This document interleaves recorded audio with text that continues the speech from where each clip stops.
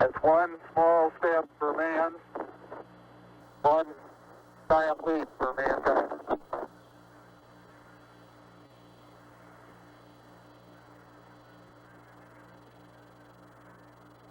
How do you define humanity's greatest achievement? Is it launching into space, landing on the moon? Is it seeing the bottom of the ocean? Regardless of how a person defines humanity's greatest achievement, we continue to see that there are few limits to what humanity can achieve. While humanity is most fit for low altitude, temperate climates, and relatively calm environments, humans have conquered the opposite. From the Sutter Buttes in California to the massive Himalayas in Asia, people have summited nearly every peak in the world. From mundane peaks that one can simply walk to Class 5 technical climbing, mountaineers and hikers alike love the zen and peace found atop a summit. For many mountaineers, there is one peak in particular that they dream of summiting. Chomolungma or Sagarmatha is more commonly known as Mount Everest. This mountain holds the title of the tallest mountain in the world. At a staggering 29,031 feet or 8,848 meters, Everest is a behemoth of a mountain. Located on the border of Nepal and Tibet, this mountain has held significance to all who see it. With the Tibetan name Chomolungma meaning Holy Mother and the Nepali name of Sagarmatha meaning Goddess of the Sky, it is easy to see the significance of this mountain to the people who live in Everest's proximity. While I could discuss how Everest is named after a man who has never even laid eyes on the mountain, Everest is what has gained popularity and is the most common in writing and research today. This mountain gained European popularity in the late 19th century with Clinton Thomas Dent suggesting that Everest could be climbed. Nearly 4 decades after Dent's suggestion and above the snow line, there would be an attempt to climb Everest. In 1922, there would be multiple unsuccessful attempts on summiting Everest. While the 1922 expedition would secure a world record for climbing heights, it resulted in multiple Nepalese porters dying. I want to make a quick note. For the purpose of this video, you might hear me refer to the hired help of expeditions as porters rather than Sherpa. While Sherpa often is used as a term for high-altitude porters/HAPs, Sherpa is a specific ethnic group within Nepal and can create some confusion in discussions such as this. For more information, you can look up Sherpa ethnic group versus Sherpa occupations. Okay, back to the topic at hand. The 1922 expedition is additionally the first known deaths in climbing Mount Everest. Sadly, these would only be the first of many. It is no surprise that mountaineering comes with risks. From rugged terrain to unpredictable weather, mountains are not a playground. While my experience in the mountains is mostly limited to the Rockies and Appalachia in North America, even these peaks, less than half the size of Everest, have demonstrated to me the dangers of high elevations. With these conditions in mind, one truly must consider the risks before any mountaineering expeditions. Mount Everest has a particular set of factors that make it one of the deadliest mountains on Earth. One of the most devastating is the death zone. At 8,000 meters, oxygen becomes so thin that it is impossible for humans to breathe without support. Given that the peak is 848 meters higher than the start of the death zone, one can surmise the last kilometer is some of the harshest breathing anyone can experience. Whether it is crossing crevasses or scaling cold aluminum ladders, the climb is not for the faint of heart. Everest's rapidly changing terrain and weather can result in avalanches, blizzards, and sheer chaos for those attempting to summit. While Everest often is memed for the types of people who climb it, the mountain does come with great risks. Everest's price can exceed the permits, guides, and porters. It can cost one's life.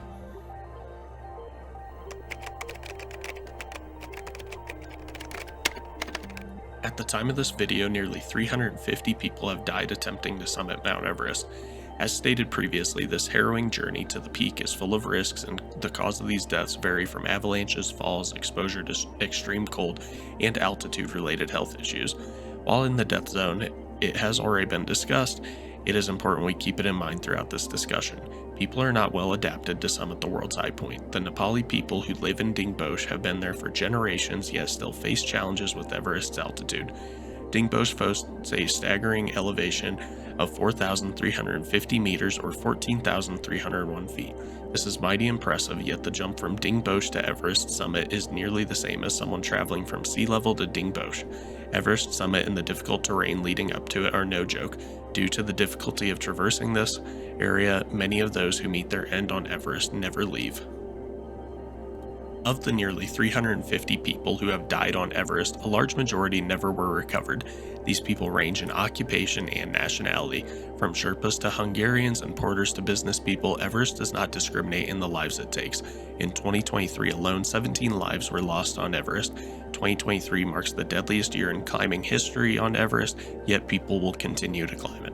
We can only hope that 2024 has a more calm and safe climbing season. While in more recent years bodies have been recovered with greater frequency and ease, many still serve as a stark reminder of the danger Everest poses. For various reasons, the bodies often do not leave the mountain. In a 2017 article from NBC News, we can see the cost of retrieving bodies from Everest. For $92,000, a team went on a high-risk expedition to recover the body of one climber. Each member of the retrieval team puts their own life at risk to bring this body back to the family. Given the high cost and the incredible risks that come with mountainous search and retrievals, many bodies are often left in their cold graves on the sides of Everest.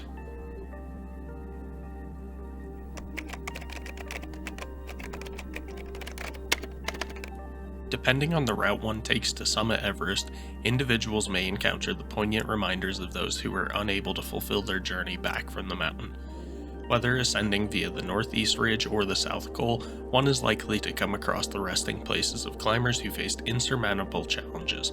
Before delving into the stories of these individuals, it is crucial to pause and remember that we are discussing real people who lost their lives on this formidable peak.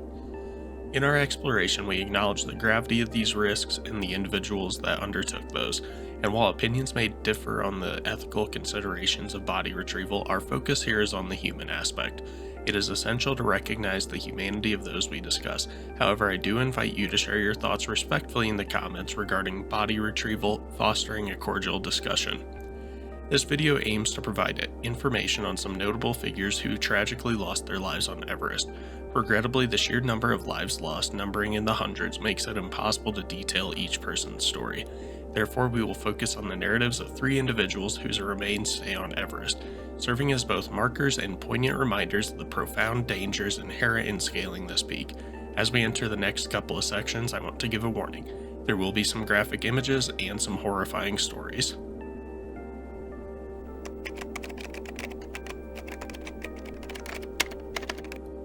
Born on February 15, 1972 in Harpenden, England, David Sharp would have 3 notable attempts on Mount Everest, with the first being in 2003.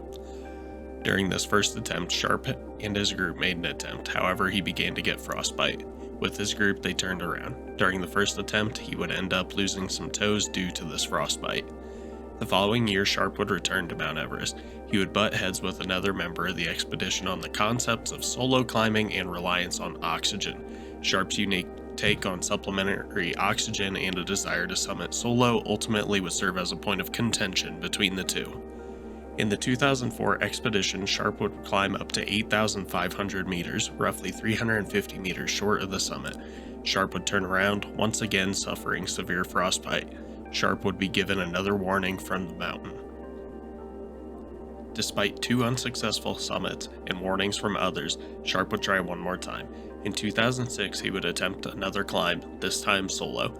Given Sharp's desire to summit solo, he chose to climb without a guide, and his belief that Everest could be summited with minimal oxygen ultimately would lead to his demise.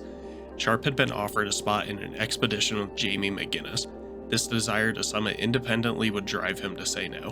While we will never know if it would have protected him from the hazards of Everest, Sharp could have had a better chance of survival. Although it is debated whether Sharp successfully reached the peak, his body would be found near the summit in an overhang commonly referred to as Green Boots Cave. Whether the lack of oxygen or exposure to the elements, Sharp would die on Mount Everest, while ultimately he would succumb to the mountain. Perhaps the most harrowing part of his tale is that many people saw him while he was still alive in the cave. On the day of Sharp's expedition, nearly 40 other people were making attempts on the mountain. 13 of those were in the same independent group that he was in. While they were advised to look out for one another, it was again a group for independent climbers. The focus was mainly on solo summits. Many of these people would pass Sharp. Initially, some Turkish mountaineers, Sharp would have waved them past, signaling that he was fine and just resting. As his condition rapidly deteriorated, other climbers would see him and pass him off as already dead or mistake him for the famous Green Boots, who we will discuss later. Hours after the initial interaction, some of the same climbers saw him resting and noticed he was alive but in a critical condition. They would attempt to aid him. While they made their attempts and their own assessments, they had to return for camp for their own safety. Later, the second Hymex climbing team would encounter Sharp in a hypothermic comatic state, and while attempts were made to radio about Sharp, they faced a damning decision. They can aid Sharp to the best of their ability and try to rescue him given the grim odds, or they can continue and focus on their own safety. While they decided to advance forward, some of the members of the team would face great criticism as the time continued. While nobody knows the exact time of Sharp's passing, his story serves as a marker in the minds of many. His body was removed from Green Boots Cave in 2007, but the story still goes on. There is controversy surrounding Sharp's death due to people passing him to continue to the summit, and some people believing they didn't do enough to help him. Potentially the most renowned opinions are that of Mark Inglis from the 2nd Hymex climbing team and Sir Edmund Hillary, the first person to summit Mount Everest. Inglis was of the opinion that Sharp was not well prepared and was beyond saving. Hillary had a pretty contrasting take that if you have someone who is in great need and you are still strong and energetic, then you have a duty, really to give all you can to get the man down, and getting to the summit becomes very secondary. While both sides have merit, ultimately Sharp knew the risks associated with attempting Everest. And even as his mother would put it in London's Sunday Times, your responsibility is to save yourself, not to try to save anyone else.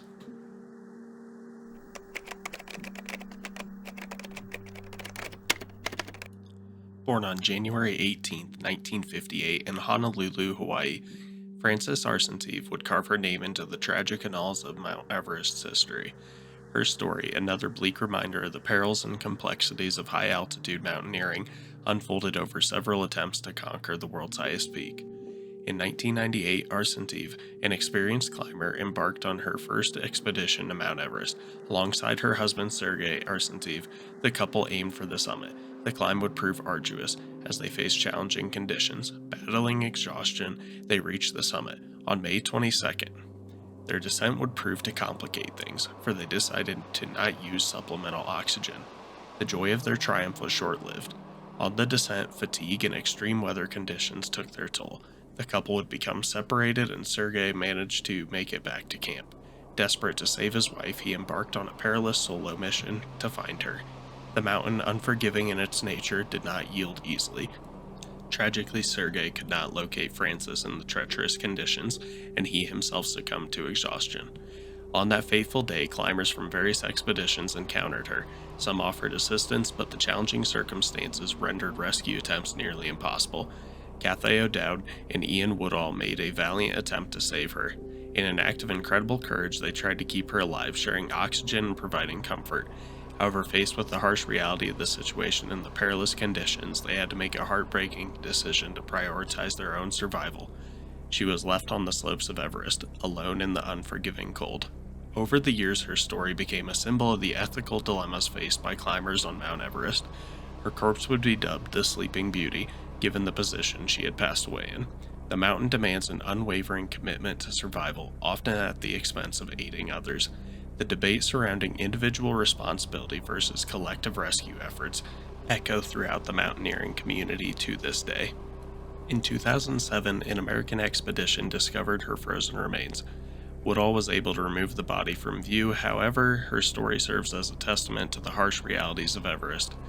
The tragic saga of Francis and Sergei Arsen serve as a stark reminder that even the most seasoned climbers can fall victim to the mountain's relentless challenges, leaving an indelible mark on the collective consciousness of those who dare to conquer Everest's formidable heights.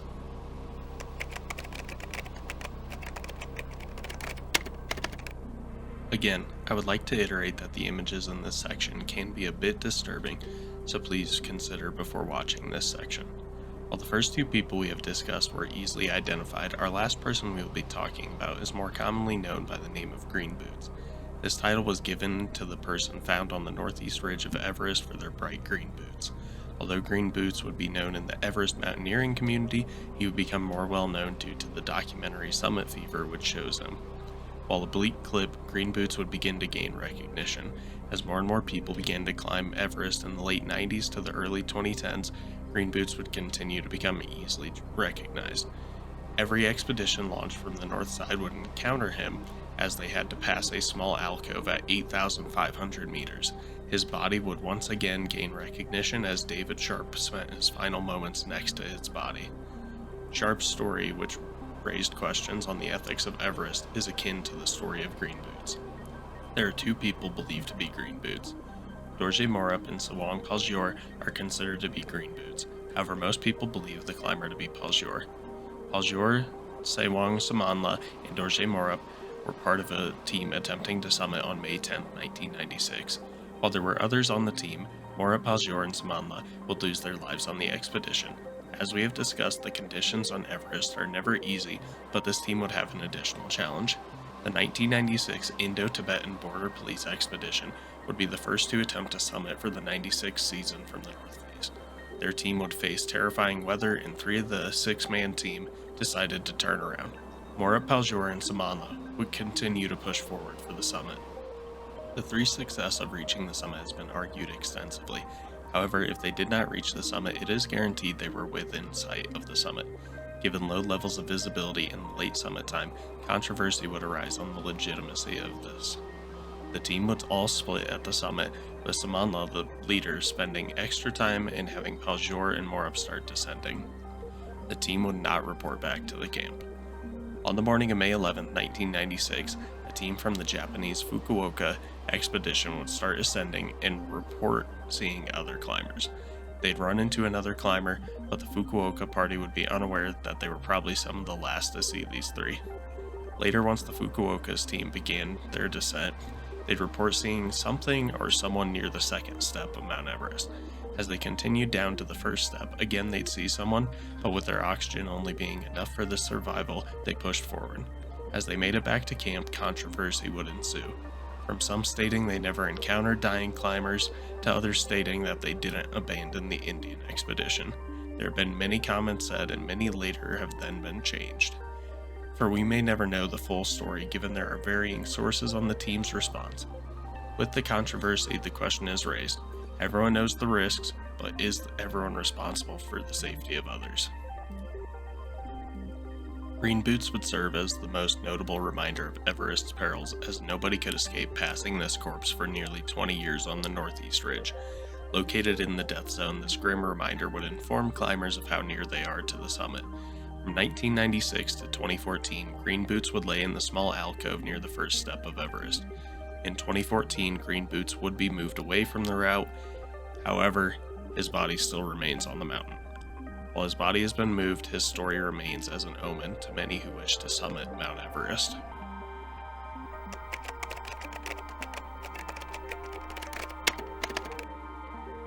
From the tumultuous weather to the lack of oxygen at the altitude of Everest, it is not an easy feat to climb it.